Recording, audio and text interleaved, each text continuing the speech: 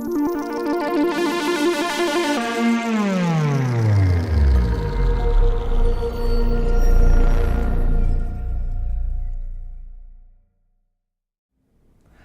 folks, Giles Reeves here from Selling Audio in my new studio space in Long Island City. You might be able to tell it's a little bit echoey and bouncy sounding in here because I don't have my acoustic treatments up. Still getting things dialed in for the space, but I have enough going here that I can do a quick tutorial for you, running you through some of the basic ways that you can use the coloring EQ in your tracks. In this example, I have an African themed track I'm working on for a library, and let me just play a little bit of it for you so you can hear where we're going on this.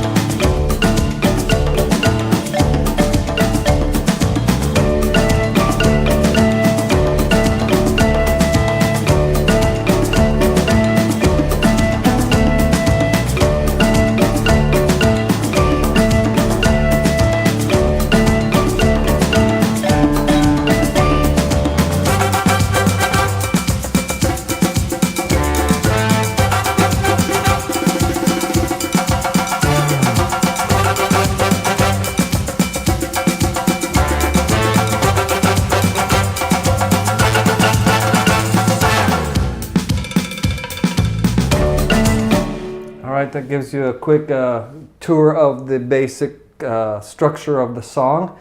You hear all the basic instruments. Let me just run through quickly what I'm doing with each one, especially how it applies to the coloring EQ.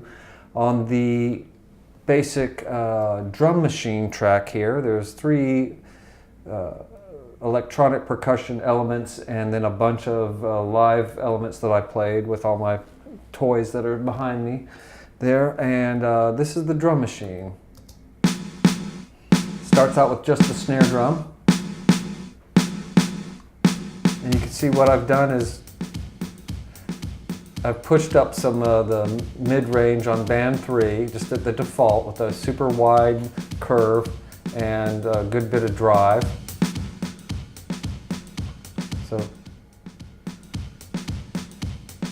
you can hear what that's doing. And I did a little trick with the low end here. Normally if I set this to the default 0 resonance on the high pass, I have a smoother kind of slope there, but I'm losing some on the bottom end. So by pushing up the Q, I can restore the kick drum to this and still keep the low cut.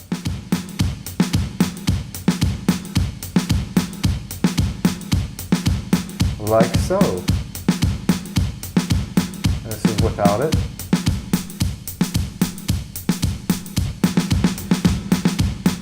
So that's just the first element. Then we have the little loop going on here.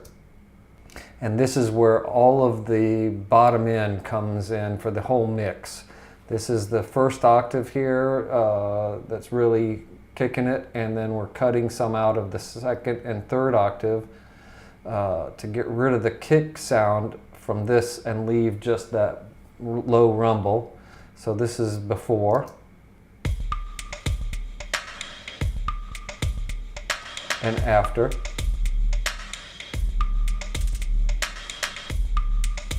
I'm doing the high pass with high resonance trick, tune this to D. The song is in the key of D, so that's pushing that. But as you notice, you can see that the kick dives in pitch. And since it starts above and comes down into this boost, it gets louder. And so we have a pumping kind of effect that has the low end coming in after the downbeat each time. We've also added a little bit of top end sparkle and some drive there, and we have some drive on the low. Let me solo that.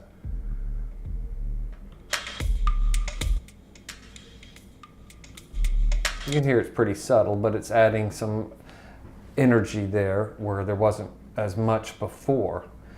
Now let's move on to what we're doing with the bass guitar, which is a Fender Precision bass recorded through the Universal Audio 6176 here with a fast release and a medium attack to let the attack come through.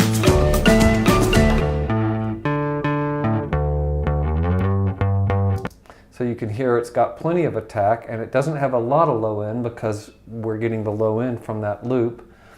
And I've rolled off the low end and I've pushed up a little bit of the Q again to keep that shape flat all the way out to the cutoff point.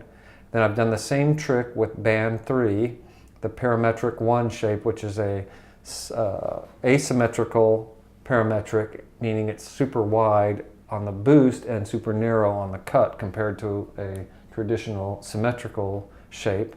And that allows me to boost about 3 dB and then hit the drive at about 64% to really warm up the bass. In fact, when you listen to it soloed, you'll hear it's quite a bit of little fuzz going on there. But since the saturation is mixed in parallel, it's not taking anything away from the original sound. It's just adding another layer to enhance it and bring it forward in the mix. You can really tell when I bring the saturation in.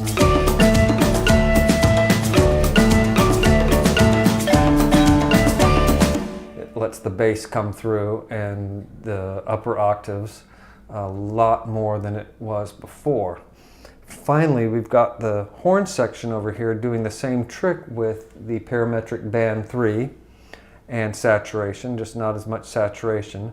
And then we're adding a little high shelf on top with the drive at 50% there to add a little sparkle on top of the horns. Let me play them soloed so you can hear what they're doing. I'll bypass it and turn it back on again.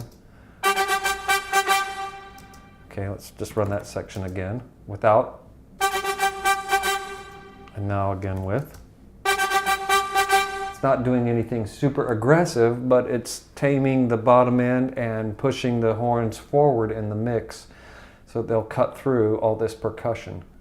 Thanks for watching my little tour of the ColoringEQ, and stay tuned for more tutorials on the ColoringEQ, and I will get my room treatments in soon, and I'll do a little video on that too so you can see and hear the before and after of the room treatments. In the meantime, go make some music.